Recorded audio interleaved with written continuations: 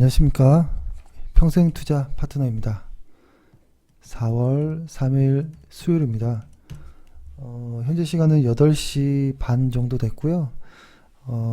일단 오늘 내용은 S&P 500의 어떤 지수에 갭이 발생을 했는데요. 이 갭의 의미는 뭘까라는 것을 한번 좀 생각해 보고요. 저는 매우 중요한 상황이라고 생각을 합니다. 그리고 우리 지수에서 오늘 회원분도 질문을 좀 하셨는데, 한 번의 상승과 분산으로 매도를 했었고, 그 다음에 이 바닥에서 한번 다시 이제 포트폴리오를 구성했는데, 그러면 다시 상승할 때는 그러니까 과거의 분산을 뭘로 해소할 수 있느냐, 뭘로 해소된 거를 확인하느냐의 어떤 질문이거든요. 그것과 그리고 실적이 완료되었잖아요. 이것을 이제 조금 나름대로 조금 아주 짧은 시간이지만 오늘 봤지만 이번 주 내내 좀 보긴 해야 될 것 같은데 간략한 좀 생각들을 좀 이야기 해보겠습니다. 요거 말씀드리기 전에 딱 한 1분 정도만 공지를 드리면 1분 정도 안에 최대한 빨리 공지를 하면 일단은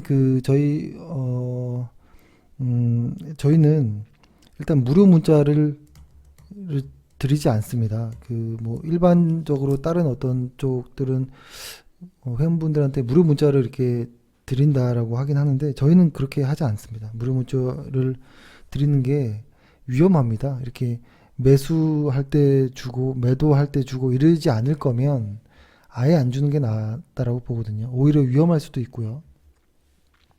그리고 이렇게 하는 것은 아주 단기적인 어떠한 것밖에 할 수 없는 거거든요. 긴 호흡으로 좋은 종목을 추천하기는 상당히 무리가 있습니다. 그래서 일단 무료 문자를 보내진 않는다라는 걸 좀 말씀드리고, 오늘 이렇게 방송이 늦은 이유는 뭐냐면 그러니까 특히 저의 역할은 이런 것 같아요. 일단 저는 누구보다도 주식, 그러니까 시장을 열심히 보는 것이 첫 번째 임무라고 생각을 하고요. 그렇게 해서 결론은 뭐 주식을 아주 좋은 성과를 내는 게 임무라고 생각하고, 2번이라고 하긴 조금 뭐하지만 거의 1번과 비슷한 정도의 수준이라고 하면 지금 현재 가입되어 있는 많은 회원분들이 있는데, 이분들이 지금 개인적인 어떤 관리자분들에 의해서 서로 이렇게 의사소통이 되었거든요. 근데 사실 이 역할을 제가 해야 되는 것이 맞는 것 같아요. 그러니까 회원이 아닌 사람들이 우리 회사의 어떤 관리자분들이랑 통화를 하거나 어떤 이야기를 하는 것이 맞고, 회원분들은 철저하게 제가 전부 다 웬만하면 이야기를 하고 해야 된다라고 생각을 해서 하루에 몇 분씩이라도 좀 통화를 계속 하려고 합니다. 그러다 보니까 현재 시간이 좀 늦었는데, 그러니까 장 끝나자마자 한 5시간 정도를 회원분들이랑 통화를 한 것 같습니다. 근데 제가 그동안 너무 통화를 많이 못한 부분에 대해서 너무 죄송하다는 생각을 하고, 그리고 회원분들 중에서 아직 원격 지원으로 저희 회사의 어떤 차트라든지 이런 걸 세팅 못 받으신 분이 있으면 연락 주시기 바라겠고요. 그리고 내일부터도 더 열심히 회원분들 한 분 한 분 이렇게 다 전화를 하고 고민이 뭔지, 혹은 저희 회사의 어떤 불만이 뭔지에 대해서 조금 더 들어보는 시간을 좀 가지려고 노력하겠습니다. 조금 자주 연락을 못 드려서 일단 죄송하다는 말씀드리고, 그 다음에 핸드폰 번호를 하나 이렇게 오픈해 놨잖아요. 회원분들은 글로 언제든 연락 주시면 제가 늦더라도 반드시 전화를 하겠습니다. 그러니까 방송을 하루 못 찍는 한이 있더라도 회원분들과 통화는 하는 것으로 이게 더 맞는 것 같아요. 주식을 보고 회원과의 어떤 소통들, 이런 것이 중요한 것 같고, 이 투자 전략은 오늘이나 내일이나 뭐 크게 달라지지 않은 걸 수도 있거든요. 이런 시황이라는 것은. 그래서 우선순위를 일단 이렇게 했다라는 것을 말씀드리겠습니다. 일단 시황을 좀 볼 때 해외 지수를 먼저 한번 볼게요. 해외 지수를 보면 일단 S&P 500 주간 차트로 한번 이야기를 해보면 저는 왜 이렇게 뭔가 이렇게 뭐라고 할까요? 이거는 그냥 뭐 여담인데요. 제가 그러니까 저의 뭐 선배나 후배나 어떤 뭐 동료들이었던 지금 현장에서 매니저 하고 있는 친구들 뭐 실전 투자의 그 트레이더로서 이제 활동하고 있는 사람들 그리고 뭐 해외에서 또 펀드를 운영한다든지 이렇게 아는 지인분들 뭐 시장 분위기들 이런 것들을 요즘 좀 많이 이야기를 했던 것 같아요. 뭐 저의 이야기도 했지만 보통 솔직히 너네들은 어떻게 생각하고 있어? 라는 것이 좀 궁금했거든요. 어차피 시장의 어떤 생각은 다른 거니까요. 근데 거의 다 비슷한 생각을 하고 있다는 것이 좀 놀라웠고, 저도 예전에 한번 말씀드렸던 것처럼, 요 언저리였죠. 시장이 S&P 500이 주간 차트인데요. 조금 이렇게 눌리는 구간이 있었잖아요. 이렇게 일간 차트로 볼까요? 보면 좀 더 선명하죠. 요때 얼마 되지도 않았네요. 보니까. 그죠. 불과 며칠 전만 하더라도 금리 역전 관련해서 무서울 정도의 뉴스가 나왔는데, 이제는 그것 어느새라고 하면서 그냥 갭으로 상승해 버렸거든요.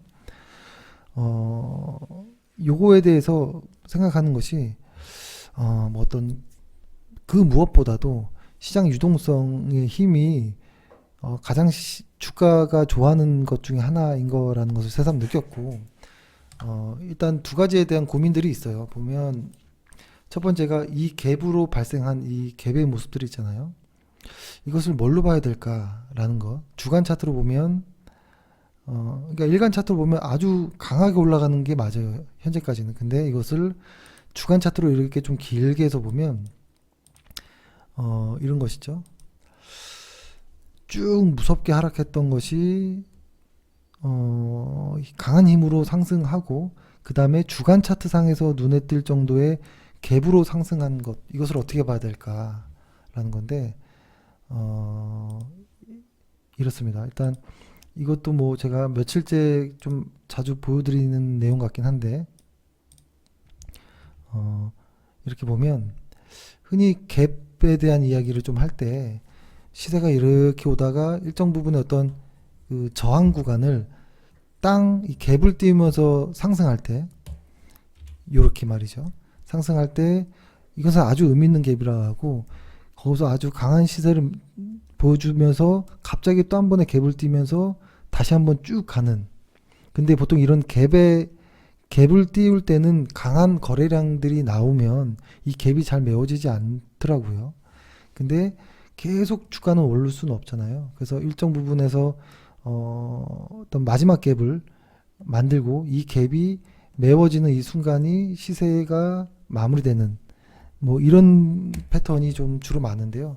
그래서 이것을 흔히 뭐 시장에서는 뭐 돌파갭, 중간에 나오는 급진갭, 그리고 이런 시세에 이 사이사이에 나오는 그냥 일반적인 일반 갭 뭐 이렇게 불러보고 마지막을 소멸갭이라고 하는데 이런 식으로 봤을 때 S&P 500이 지금 현재 어느 자리냐 확실히 돌파갭은 아닌 것 같다. 그러면 요거냐 이거냐의 차이거든요. 만약에 이거라면 굉장할 거라고 생각을 하는 것이고 이거라면 상당히 이제부터는 누가 봐도 리스크 관리해야 된다라는 생각은 하고 있습니다. 저 역시. 근데 현장에서 일하는 동생들 뭐 선후배들 이야기가 지금 어떤 분위기냐면 그러니까 조금 빨리빨리 매매하는 쪽의 입장에서 보면 S&P 500에 이 역삼각형이 아니죠. 헤드앤숄더를 너무 우려하고 있어요. 엄청나게. 저 역시도 그러고. 너무 완벽하게 만들어지는 거 아니야? 뭐 이런 불안함이 있어요, 지금. 그래서 지금 특히 이 S&P 500의 이 전고점, 이 라인을 근처에 와서 모두 좀 긴장하고 있어요. 근데 거기에 마지막에 갭까지 발생했기 때문에 이건 긴장 안 할 수가 없거든요. 그래서 일단 지금의 시장 분위기는 유동성으로 인해서 시장 올리는 건 알겠다. 그래. 그러니까 일단 내 포트폴리오도 끌고 가보겠다라는 것이 첫 번째예요. 근데 그럼에도 이 전고점, 신고가이자 전고점인 이 자리를 테스트하는데 약간 머뭇거린다거나 뭔가 하락의 느낌만 나오면 다 던질 준비를 하고 있어요, 현재 시장 분위기는 그래요.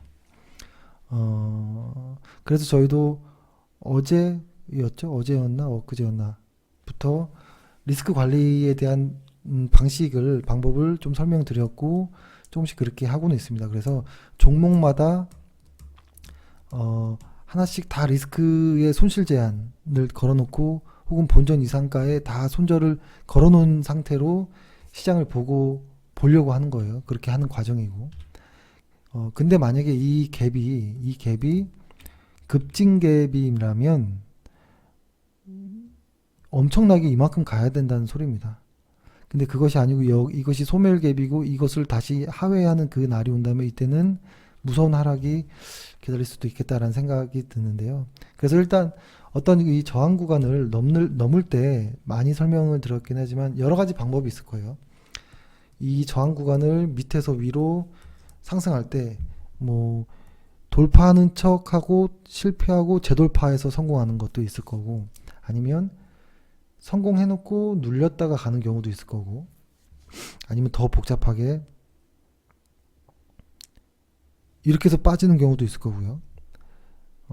돌파했고 다시 갈 거라고 생각했는데 바로 빠진다거나 이렇게. 아무튼 이 언저리, 우리가 아주 의미 있게 보는, 그 누구나 의미 있게 보는, 전 세계 사람들이 의미 있게 보는 S&P 500의 2940포인트 S&P 500에 이 자리를 현재 보면 그렇게 많이 남지 않았어요. 이거를 일간 차트로 한번 볼게요. 주간 차트로 보겠습니다. 이렇게 해서 확대해서 보면 어느 정도의 여력이 남았냐면 현재 종가상으로 보면 2940 정도라고 하면 한 2%, 2.5% 정도 남았거든요.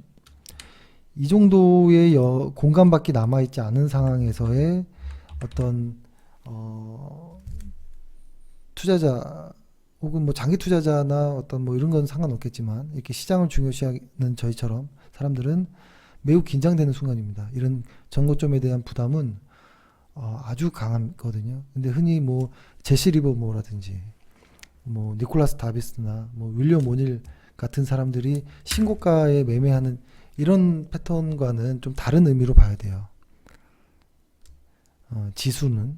그래서 S&P 500에 대한 긴장이 사실 심하다라고 좀 말씀드리고 싶고, 월간 차트로 이렇게 보면 조금씩 힘이 약해지는 건 느껴져요. 이때의 힘과 그리고 이때 주가는 더 올랐지만 이때의 힘은 조금 줄어드는 듯한 느낌은 살짝 나오고요.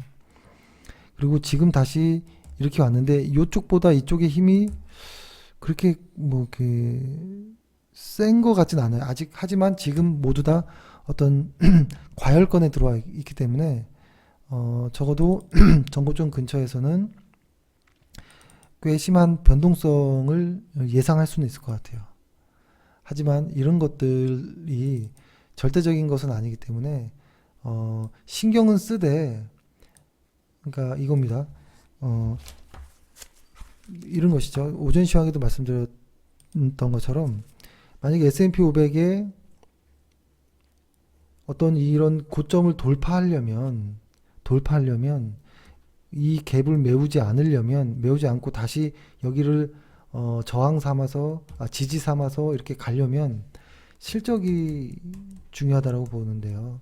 일단 1분기 실적은 그저 그렇지 않을까라는 안 좋은 쪽으로 시장 분위기가 많이 형성되어 있는데, 사실 지금은 이제 2월에 2분기의 시작이잖아요. 그래서 2분기가 중요한데 시장에서 보는 것은 1분기 때 대부분 바닥이 나왔다, 실적의 바닥은 나온 것 아니냐, 쭉 작년 한 해 동안 하락했고 올해 1분기까지 실적이 안 좋은데 이제는 안 좋긴 하지만 과거보다 따지면은 실적이 안 좋겠지만 그래도 마지막 1분기보다는 조금은 올라가는 것 아니야 라는 이 기대감과, 그리고 어떤 유동성에 대한 연준의 유동성의 어떤 의지가 시장이 현재 좀 가는 것 아니야? 라는 것을 좀 보고 있고, 오늘 우리 시장이 좋았던 이유는 뭐 어떤 경제 지표가 좀 좋게 나온 부분도 있는데요.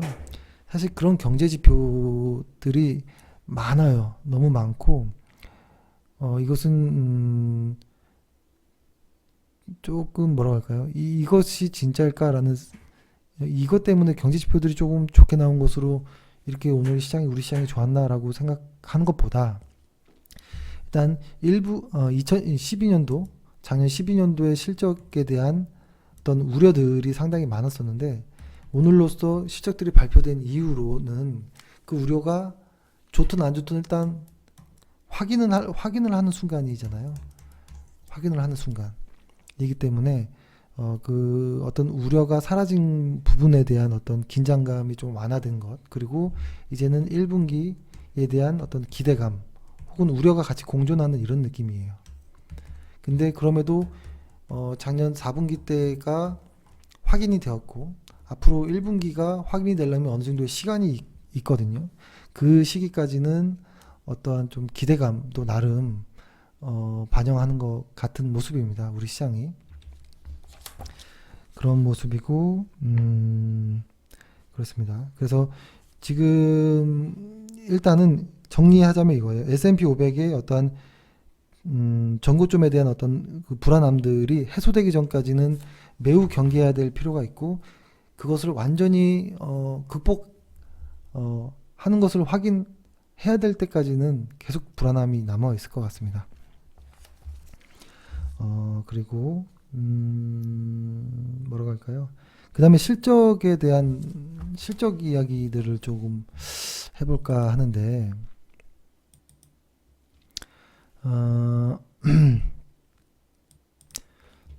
실적 이야기를 좀 보려고 하는데요. 실적을 어디서 보느냐라고 하는데, 뭐 이게 저는 예전에 회원분들한테 다 말씀드렸던 것 같긴 한데요. 어디 있나 잘 갑자기 안 보이네. 예, 잠시만요. 우리가 흔히 보는 이거 있잖아요. 요것들, 이거 실적 나오는 것도 FN 가이즈. 이에서 여기 랭킹, 여기 있죠. 랭킹. 에서 이렇게 전체로 선정해가지고, 뭐, 저는 연결로도 보니까 이렇게 해서 조회하면, 이렇게 실적들이 발표된 내용들이 이렇게 나옵니다. 순서대로 이렇게 쭉 나오는데요. 이것을 여기 이제 엑셀 다운받기 하는 게 있어요. 그래서 엑셀 다운받아서 한번 보시면 어떤가라는 생각을 해요. 여기 2247개라고 나와 있잖아요.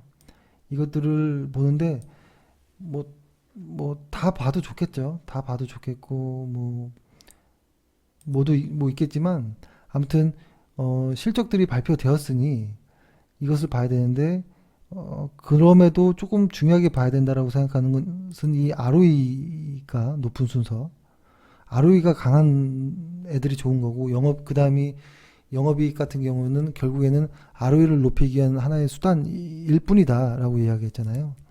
그래서 이것으로 실적을 좀 소팅해보면 어떨까라는 생각을 하고요.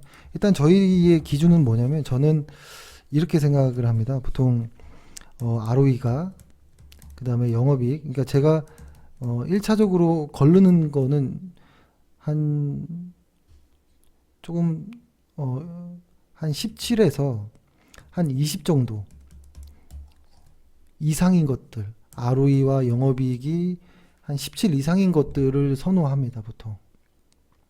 근데 조금 더 타이트하게 해서 ROE가 20 이상, 영업이익률이 20 이상인 것들을 소팅을 해보면 해마다 달라지긴 하는데, 지금은 한 40개 중반 정도 돼요. 이 수치는 많은 수치가 아니에요. 실적이 그러니까 별로 많이 줄은 느낌이에요. 그러니까 예전 2017년도 그 좋았던 시기, 2016년도 시장이 다시 펼쳐지는 이런 시기 때에는 이거 두세 배씩 있었거든요. 특히 2017년도에는 엄청 많았고요. 그리고 2018년도에도 말씀드렸지만 이렇게 소팅을 해봤는데, 비록 지난 실적이긴 하지만 이렇게 뭐 4, 50개 이 정도 나오면 시장이 되게 안 좋게 보이거든요. 저는 한 100개씩은 넘어가야 되거든요. 근데 40개 중반이고 여기에서 시가총액이 좀 작은 걸 거르고 뭐 부채 비율도 좀 고려해보고 뭐 이런 것들 좀 재무적으로 조금씩 이제 조금 손을 보면 한 30개도 안 될 것 같은 생각은 들더라고요. 그리고 그 나머지 30개도 너무 많이 상승해 있는 것들도 많아요. 그래서 이번 연도 1분기 그러니까 작년 12월 결산 실적을 보면 조금 부정적인 모습이 나옵니다. 확실히. 그래서 조금 속상하고요. 아무튼 저희는 그렇게 해서 실적을 보는데요. 지금이 중요한 시기예요. 실적들을 빨리빨리 좀 봐놔야 되고 내가 보유한 종목 역시도 크게 다르지 않는지도 확인해야 되고 뭐 그럽니다. 그래서 지금 좀 중요한 시기여서 실적에 대한 이야기를 좀 이렇게 드렸고 예전에 한번 설명드렸던 것 중에 제가 요거를 설명드렸던 것 같아요. 아주 장기적으로 주식을 하는 사람들은 BPS를 보고 그래도 좀 최근 유행 트렌드에 맞게 하는 사람들은 EPS도 같이 보고 하는 것이 어떠냐라는 이야기를 했는데요. 다시 설명드리면 이걸 설명 다시 한번 부탁하는 분이 있어서 주가와 BPS는 상당한 유사한 관계의 방향성이 유사한 거를 아실 거예요. 이거는 저희도 예전에 많은 아르바이트를 써서 직접 찾아보기도 했었는데요. BPS가 이렇게 천천히 이렇게 꾸준히 이렇게 올라가는 이런 회사들일 경우에 이게 BPS라고 해볼게요.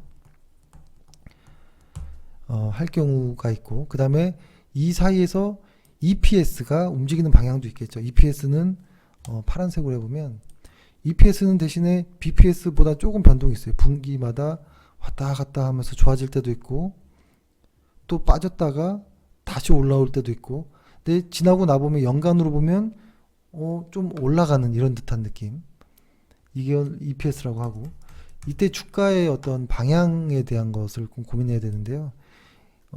좀 디테일하게 할 수가 없는 거니까 대충 그려보면 주가의 방향은 EPS와 조금 더 유사한 경우가 많고요. 대신에 더 과하게 움직여요. 그러니까 EPS 위에서 쫙 자기 움직였다가 또 하락할 것 같으면 먼저 EPS보다 많이 빠지고 또 올라갈 땐 또 올라가고 빠질 때 빠지고 뭐 이런 식이 많아요. 이런 식으로 가거든요. 근데 길게 보면 워렌 버핏처럼 BPS를 중시하는 사람들의 입장에서 보면 지금 뭐 이런 것들 있죠. 이렇게 매도하고 매수하고 이런 게 의미가 없는 거예요. 그 사람들의 입장에서는. 꾸준히 회사가 돈을 모으고 있고 ROE가 유지되고 있는 그런 회사라면 영구 보유한다라는 의미가 이런 겁니다. BPS가 꾸준히 이렇게 증가하는 근데 ROE도 역시 효율적으로 자본이 막 느는 이런 회사들은 EPS 혹은 주가의 어떤 이런 단기적인 방향을 무시하고 길게 끌고 갈 수도 있다라는 것이죠. 그렇죠? 그래서 장기적으로 보는 사람들은 BPS가 우상향하는지를 꼭 봐야 되고 유행을 따르는 사람들은 EPS를 아주 조금 민첩하게 좀 보셔야 된다라고 봅니다. 그러니까 이것들이 실적 발표할 때 다 확인되는 것들이니까 이걸 봐야 돼요. 이걸 보지 않으면 뭐 어떻게 할 방법이 없어요. 주식을 할 전혀 방법이 없거든요. 그래서 그러니까 가끔 내가 보유한 종목에 대한 실적을 모르는 분이 많아요. 보유했는데 어떤지 모르는 사람들이 많거든요. 너무 무서운 것 같아요. 작년 얼마나 시장이 무섭습니까? 그리고 또 하나 이렇게 잠깐만 설명하고 이렇게 넘어가면 이렇게 제가 예전에 볼린저 밴드를 120도 이렇게 최근에는 좀 설명드리고 과거에는 볼린저 밴드 뭐 50도 설명드리고 이렇게 했잖아요. 이거 차이가 뭐냐라고 하는데요. 이거는 차이가 없어요. 차이가 없고 단지 본인의 투자 기간에 따라 다른 거예요. 만약에 볼린저 밴드 하단 그리고 볼린저 밴드 상단이 매수 매도라면 예를 들어서 여기서 만약에 산 사람은 이 원저리에서 매도가 이루어졌을 수도 있어요. 볼린저 밴드 상. 볼린저 밴드가 이렇게 되어 있죠. 이렇게 주가가 여기에서 반등해서 여기서 매도 혹은 여기서라도 매도. 근데 장기 120 볼린저 밴드를 하는 사람은 이 언저리에서 만약에 산다면, 그러니까 바깥에서 바닥을 찍고 이 안에서 더 빠졌지만 이 하단을 닿지 않는 이런 패턴들, 이런 W 패턴들에서 바닥을 잡았을 때 아직 매도가 오지 않았어요. 이 상단이 안 왔기 때문에. 그러니까 이것은 어떤 나의 투자 기간에 따라 좀 봐야 돼요. 내가 만약에 한 달 정도의 기간으로 투자하고 싶다라고 하면 한 20일짜리 볼린저 밴드를 보셔도 좋을 것 같고요. 나는 장기 투자자야. 그러면 200일짜리 볼린저 밴드를 보는 것도 좋거든요. 그래서 이거는 본인의 기준에 맞게 무수히 많이 대입해보고 연습해보면 나에게 맞는 볼린저 밴드가 나올 거라고 생각합니다. 근데 이렇게 일간 차트에서 볼린저 밴드를 늘리지는 말라고 하더라고요. 존 볼린저 직접 이 저자는 차라리 그것을 주간으로 옮기든지 월간으로 보든지 이렇게 사용하라고 책에 나와 있긴 한데요. 뭐 일단 그렇습니다. 그래서 볼린저 밴드의 이 기간 중심값은 본인에 맞게 맞춰야 된다라는 것을 일단 말씀드리고요. 우리 시장을 일단 보면, 그러니까 저희도 사실 이렇게 소설을 이렇게 쓰잖아요. 지수가 어떻게 될까 이런 소설을 많이 쓰는데 여기서 저희가 1차적인 어떤 포트폴리오를 구성했고 여기서 포트폴리오를 정리했고 그 다음에 여기였나요? 그쵸? 뭐 여기였던 것 같아요. 요날 다시 포트폴리오를 구성했고 그 다음에 홀딩한 상태에서 현재까지 보유하는 거잖아요. 근데 이것을 저희는 다행히도 어떤 시장의 어떤 그날과 분산들을 계산해서 이렇게 좀 따르고는 있는데, 그러면 지금은 뭐냐, 이 분산이 있었는데 언제 다시 매수하냐 라는 질문이었거든요. 근데 이거는 대중이 없고요. 그리고 분산과 그날을 알고 따르더라도 100%의 확률은 아니기 때문에 이렇게 봐야 돼요. 분산과 그날을 받아들일 때는 분산의 횟수가 어느 정도 나면 매도해야 돼, 이렇게 가면 안 되고요. 시장에 매도세들이 많아지는구나, 내가 우리의 포트폴리오를 조금 경계해야겠구나, 이렇게 보는 게 좋은 것 같아요. 그래서 만약에 여기서 포트폴리오 정리하고 여기서 새로 주식을 편입을 쭉 하고 나서 그 다음에 홀딩 했을 때가 저희가 그때 이야기했던 것은 이쪽을 하방이 조금 견고하지 않을까라는 이야기를 했었던 내용이 있잖아요. 그리고 일정 부분 올라간 것은 반드시 내려올 가능성도 있고, 이런 기억이 나시죠? 그걸 연결해서 말씀드리려고 지난 이야기를 좀 설명드리는 건데요. 이걸 다시 좀 이렇게 보면, 조금 길게 해서 이렇게 보면 이런 것이죠. 이렇게 과하게 빠진 부분들은 한 번씩 이렇게 올라오기 마련입니다.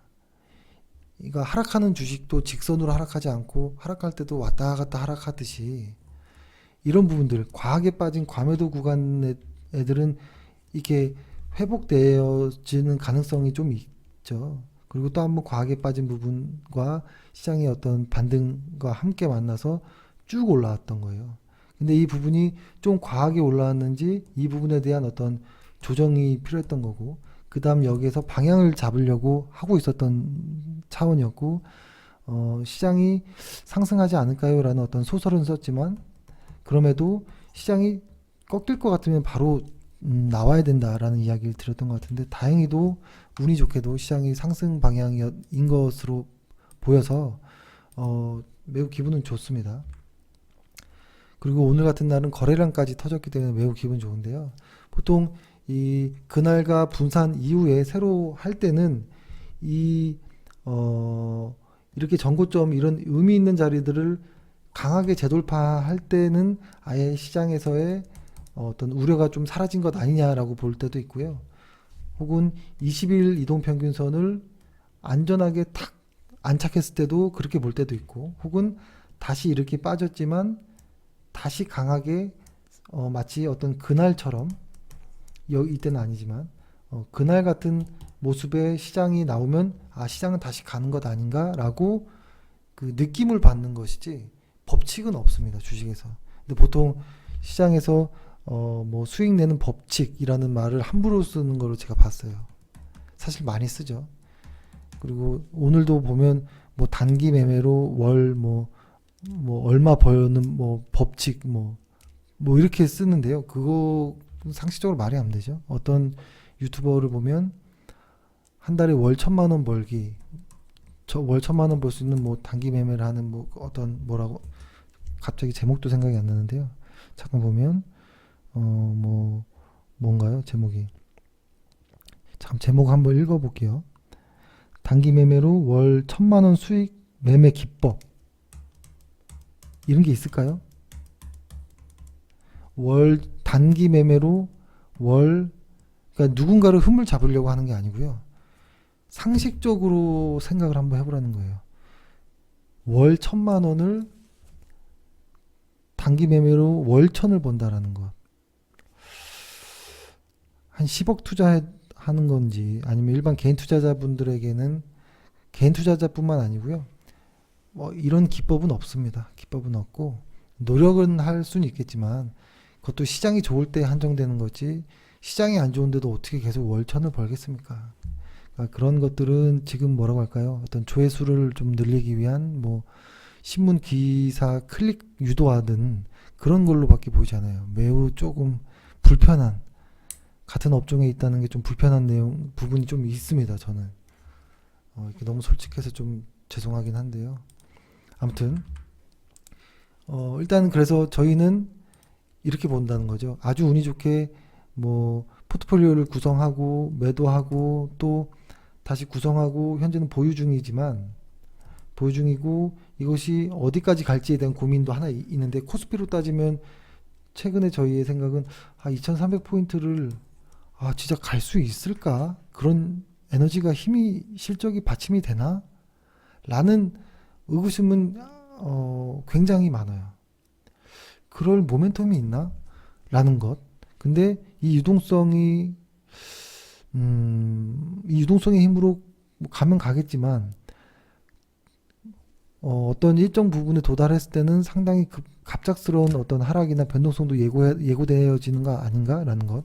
그러니까 지금 아주 기분 좋은 하루였긴 한데요. 그리고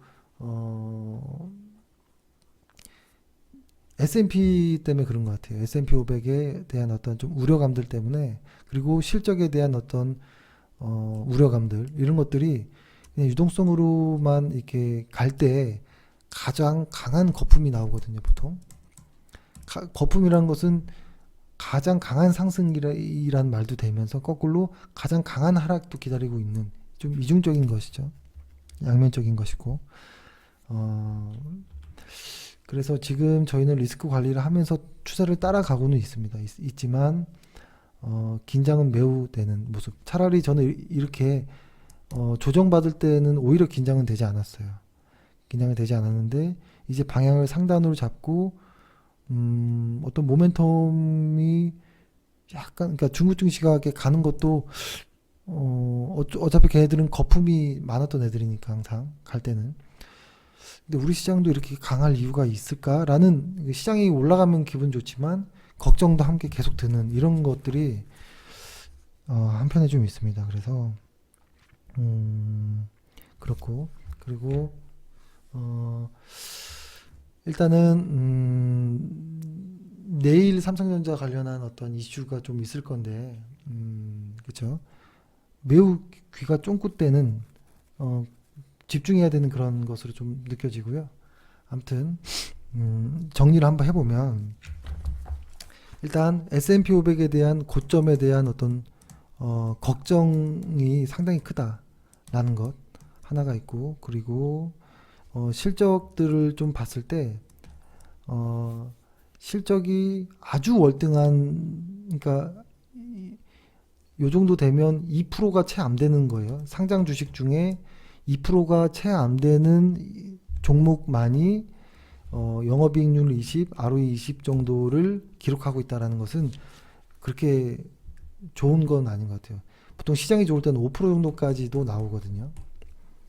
5%까지도. 그리고 이렇게 소팅한 종목에서도 이게 한 40여 개 되는데, 40여 개 되는데, 여기서도 뺄 것 빼고 매출 증가율이 뭐 조금 약한 거나 이런 것들 뺄 것 빼고 미래 예상 실적들까지 고려하면 많이 줄어들어요. 다만 미래 실적이란 걸 넣으면 여기에 들어가지 않았던 종목도 이렇게 선정될 수도 있겠지만 일단은 12월 결산 실적으로는 그렇다라는 것입니다. 그리고 우리 시장이 매우 수급도 좋고 양호합니다. 좋고 양호한데 누적 수급 역시도 이렇게 보면 코스피가 뚫고 올라가는 모습이에요. 이렇게 가는 모습인데 수급도 좋아요. 다 좋아요. 그래서 다만 모두가 다 알 정도로 시장이 좋을 때가 위험해지거든요. 모두가 좋다라는 걸 인지하고 조금만 샀는데 뭔가 막 오르는 이 느낌, 그럴 때 보통 마지막을 장식하니까요. 지금부터는 어떤 강한 시세가 나오든 어떤 조정이 나오든 오히려 바닥일 때보다 더 경계하면서 시장을 좀 보고요. 다만 이 추세가 꺾이기 전까지는 시장이 꺾였다라고 표현하지는 않겠습니다. 그렇죠. 그러니까 여기서도 이렇게 갔다가 여기서 매도하는 거나 여기서 매도하는 거나 같은 가격이긴 한데요.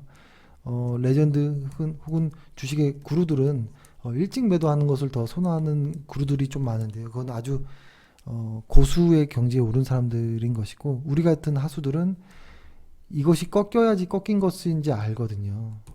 아주 큰 차이입니다. 이것은 상승할 때는 안전하게 따라 사고, 오히려 한참 시장이 좋을 때 매도하고 나오는 사람들은 정말 멋진 고수라고 생각을 하고요. 저희처럼 흔들리고 빠지는 것까지 보고 나서 매도하는 사람들을 이제 하수라고는 하는데, 그런 관점에서 지금 시장이 이렇게 언제까지 갈지 모르겠지만 흘러내릴 때쯤 요때 시장이 꺾인다, 뭐 포트폴리오를 정리합시다, 뭐 이런 이야기는 좀 해야 할 수 있을 것 같아요. 근데 이렇게 꺾이는 구간이 S&P 500의 어떤 전고점과 맞물린다면 조금 매우 경계를 해야 된다라는 생각을 합니다. 그래서 내가 산 매입 단가를 항상 기억하시고, 손실이 안 나는 선에서 시장의 변동성이 나올 때 정리를 좀 따다닥 하는 어떤 마음의 준비는 항상 하고 있어야 될 것 같아요. 그렇습니다. 오늘 이제 그리고 내일부터는 실적에 대한 것들을 소팅된 내용들에 대해서 좀 이야기를 해볼게요. 그래서 지금 차트의 모양이 엉클어져 있지만 실적이 좋은 회사들은 좀 소개를 하고, 그것들이 언제 다시 머리를 들지 모르니까 좋은 회사들을 좀 더 깊게 파면서 그런 내용들은 카페에 되는 대로 좀 올리도록 하겠습니다. 예, 오늘 늦은 시간까지 좀 고생하셨고요. 저는 이 방송을 끝내고 올리고 바로 또 회원과 또 통화를 잠깐 좀 해야 돼요. 그래서 네, 일단 그렇게 하겠습니다. 오늘 하루 고생 많으셨습니다. 감사합니다.